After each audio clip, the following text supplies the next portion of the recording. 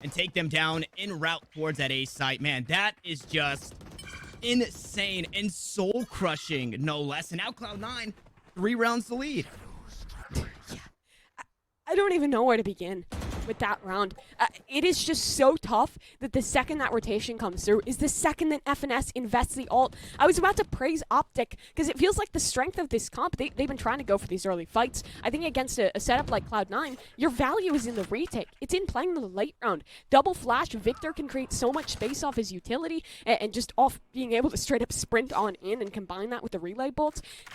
It feels like that benefits this team so much better, but again, when you're playing a Sovalist comp, your information is predicated off aggression. You need to invest that utility to fight, and unfortunately for them, they just over-invested it just a tad. In this eco round, it's already not looking great. Optic has been punished on 3 front. C site is clear. They'll even commit these Sky Seekers just to make sure nothing's going wrong in this one. Yeah, I love that the Seekers went and tagged the body of Marv. Just like, insult to injury, yeah, we got you, but the Seekers, they're still That's gonna... a weird interaction. I don't think Seekers normally... I feel like they don't usually do that. That's a strange one. Leaf will punish in the end. I'm wondering if it was because the Seeker was paranoid, because he did get hit by Vanity's near side off that paranoia, so... I don't know. Interesting one to maybe look back at. Crash at least gets one on his way out of the round, but it's going to be 73 now. C9 pulling an impressive lead here on Haven. Save it for the lockdown, but that didn't even happen when Mitch ulted a couple rounds ago. We didn't even see that orbital strike, and in this one, unfortunately, we don't get to see anything out of Crash. He's taken down by the operator in the hands of Leaf, who now has the Blade Storm online, and there it is. Oh, put it up on the opposite side for Ye. Will even the odds taking Zeta down, and the B site seems to be the place that Cloud9 want to find respite. I guess respite might not be the right word. There's so much toss at him. Here comes that orbital strike. The spike gets planted, though, and the overdrive comes through, but Victor immediately gets shut down, and you're seeing the minor flaws are why it's so hard to just run and gun against the accuracy that is Leaf. As Zeppa finds his way into the kill feed, Mitch will close out the round, and Cloud9 will find an 8. It's a lot tougher. It's not as round-changing as, say, a Blade Storm, at least from what I've seen thus far. This could be a good bait. Contact back and forth. Ye has reposted on this angle toward a force, but he's getting flashed away. Does he recommit to it? Absolutely! And I have no idea how that's a headshot, but Ye works in mysterious ways. Ye works in mysterious ways. Give him an inch, he'll take a mile, and that's exactly what happened. Finally, we get that Rolling Thunder. This one, way of Cloud9. Lockdown also looking to force the players off the C site, and it seems like there's a bit of area that they can continue to play, but it's just not safe. Mitch will finally secure the kill on to Marv as Ye gets one back to the tour de force, and he's still trying to fight his way out. He's got 3 kills on the round, make it 4, and Leaf tried to equalize, could not do it. Optic fight back for the final round in the half, and we'll see if they keep the fight up after this short break. Tried to curate this attacking side as it seems to be just as quick, or their defending side. Oh, wait a minute. I love this. They placed the forward turret. That was the whole goal of this early fight, to place that for contact to be able to swing off of later for Mitch. I don't know if I've seen a lot of Killjoys do that before, so interesting little setup there. And it's deep enough that they have to be fully committed by the time the Killjoy turret breaks contact, and based off the position, you could be all the way in a garage and it'll still be activated. With that noise out towards the A side, it forces the patented Valorant on Haven hit the C site, and the Frenzies, they're making noise. They're not finding too much just yet, but Ye is, however. Couple of kills. Way of Headhunter. Marv gonna hop into the feed, and there's the Frenzy starting to come online, and unfortunately, Mitch has neither a Frenzy, a Headhunter, a Ghost. Only gonna have the Classic, and it just won't be enough as Optic secure yet another. It's about pulling rotation and recommitting in towards the late round. They had the Brim Stim. They have a Neon sprinting, who I believe is also buffed by the Brim Stim. You are so quick on these rotations, and even though defenders tend to have a slightly quicker timing on the rotates if they work their way through B, with that out of Optic using their composition to good effect here, as Victor will get pretty deep into this one. Leaf unfortunately misses the shot. Could be in trouble here as the Neon just runs him down, but that's ridiculous. Somehow this Marshall always finds value. You just don't need to scope.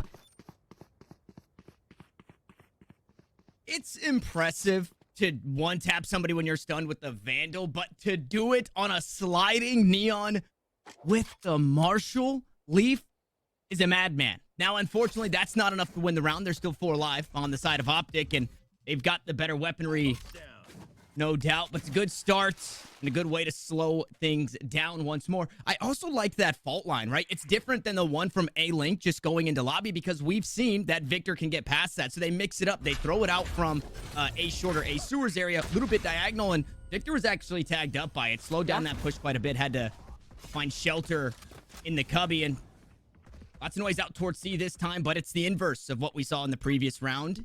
It's noise out towards C and back towards A, but the spike is not in hand for the two here. Is this like a on double the fake? side. Yeah, What are they trying to do with this one? Yeah, it is. They've baited towards A. The question is, did these two players who are still outside towards grass commit to it? Mitch is re-clearing C long. This could get really funky. Even with the classic, how much value can he find? FNS is blind planting. Oh no, the classic.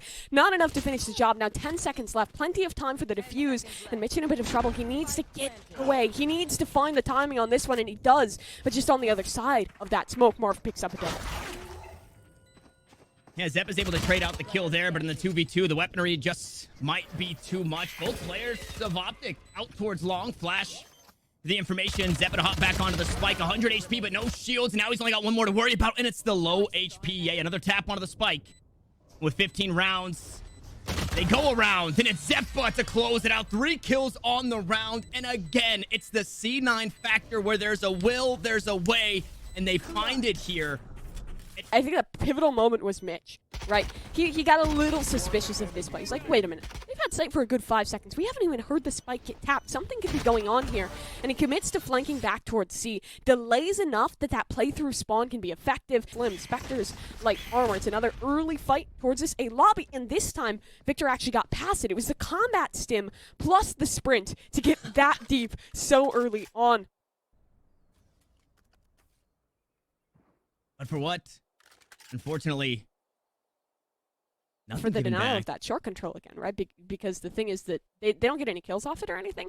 But Cloud9, we already saw that they like to try and get someone forward and like tuck someone in towards that close corner. They aren't able to this round because of that neon. But in mid, things get a little wacky. Both sides whiffing their shots, but Ye out on top. He needs to get healed up here.